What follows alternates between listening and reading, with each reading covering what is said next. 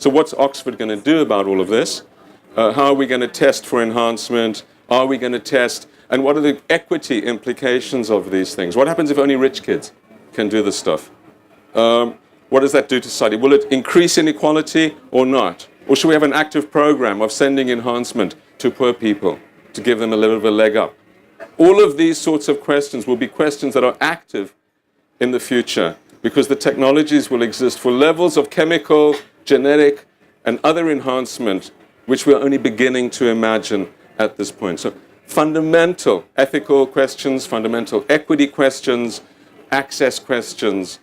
What's less questionable is this technology developing? And I would put quite a strong bet on it developing. Societies might decide they don't like it. Let's, like the US decided, no stem cell research. Someone else will do it. And then what do you do? Or if your company decides not to sprinkle stuff on the canteen food, and your competitor does, what do you do? So these are the sorts of questions that everyone will face. That'll make the sorts of questions that the Secret Garden Party faced about what drugs to admit seem very, very trivial. So enhancement, very, very big. We're moving through this to a period where the risks facing society are going to be less and less created by nature and more by ourselves. Anthropogenic. The era, the century of man, where we, and women, where we collectively shape fundamentally our future and are our biggest threat by a very, very, very long way. So we are the threat to ourselves that we need to worry most about. What do I worry about? And there's a lot of different things, and this isn't really, Secret Garden Party is not really a place to dwell on worrying. But obviously climate change is a fundamental concern. And anyone that's a climate skeptic, send them to me and we'll just give them the evidence. We have mountains and mountains of evidence, whether it's geological, paleontology, carbon, whatever. Climate change is happening. Of course, we don't understand how quickly, what the impact will be. That's the uncertainty. Now, this is a project I worked on at the World Bank. It's called the Aral Sea. Well, the Aral Sea is a sea that was a great threat in 1989. This was a sea in the Caucasus. Okay, 89, 92, 2008. Now, so this is the worry about climate change. Are we able, this was a sea that was shared by 8 countries. That was only 8. Are we able, as a global community, to wake up? Are we able to get our hands around the challenge of climate change? Are we able to change our lifestyles? Are we able to meet this challenge? The evidence is there. Just like with the Aral Sea, everyone knew that if society carried on doing what they would, it would just dry up. And they just carry on doing what they're doing. So how do we change ourselves? How do we move from knowledge to action on climate change? That's really the key question.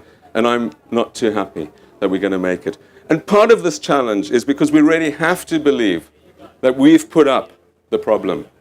The reason there's a climate change problem is because the UK, Europe, North America, Japan have developed over the last 150 years. The stock of carbon up there is not a new stock.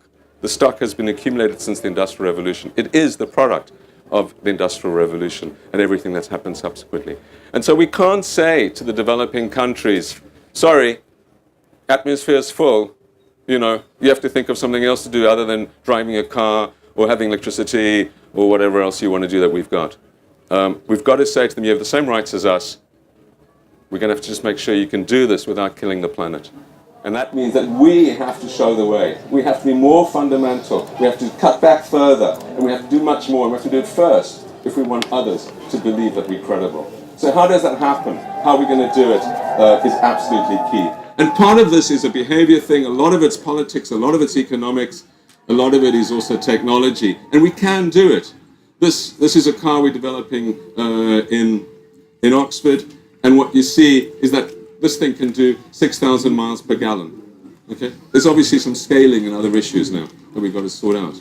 But the technologies exist. We could all get around on far less carbon. We could all live with far less carbon. But are we able to do it? Are we able to be smart enough? Can we make the Manhattan Project of climate that we need to? Is a key thing. And really, we have to. So climate change is the big new thing. It is the thing that's going to change fundamentally the way we are. It might be wonderful in the UK because maybe we're going to finally get consistently warm summers, and maybe Northern Europe will benefit. But millions, hundreds of millions of people will starve because of this. And if we have a feeling of global community, we have to make it a #1 priority. The second big challenge is pandemics. The same force of globalization that has brought us together, that has created this global web, that has made us so connected, is the same force that's going to transmit pandemics between us. We are more connected physically, we are more connected virtually than ever before.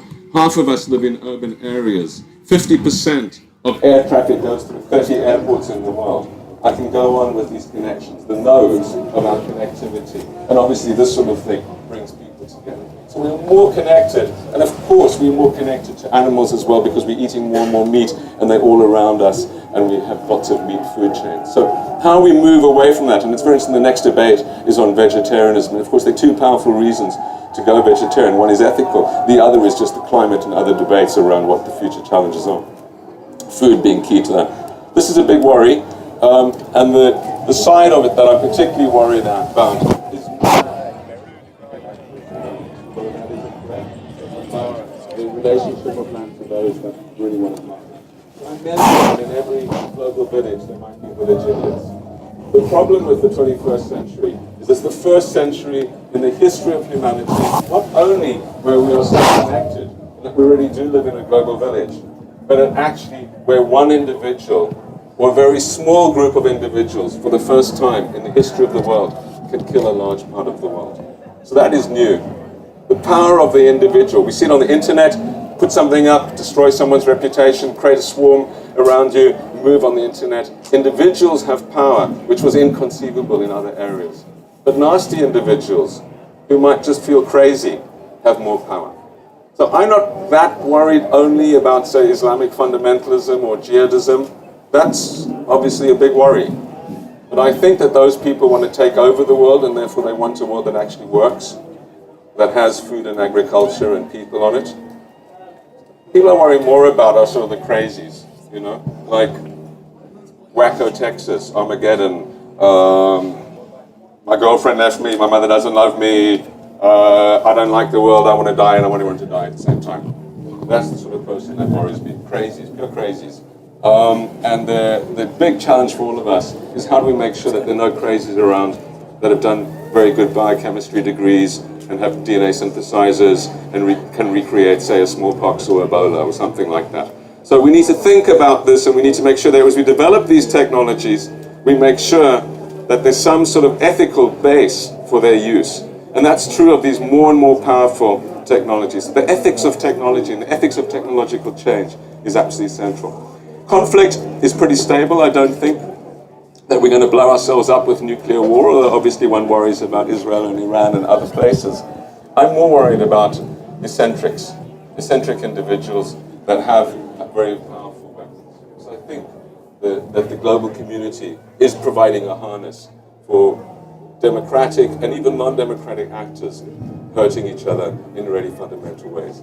But piracy, which we thought went out with Johnny Depp, is really the phenomenon of the 21st century. This is again the small cluster or individual thing, that small numbers of people are able to find the choke points in globalization, the Suez Canal and Gulf of Aden, typical, but not only, also on the internet, you know.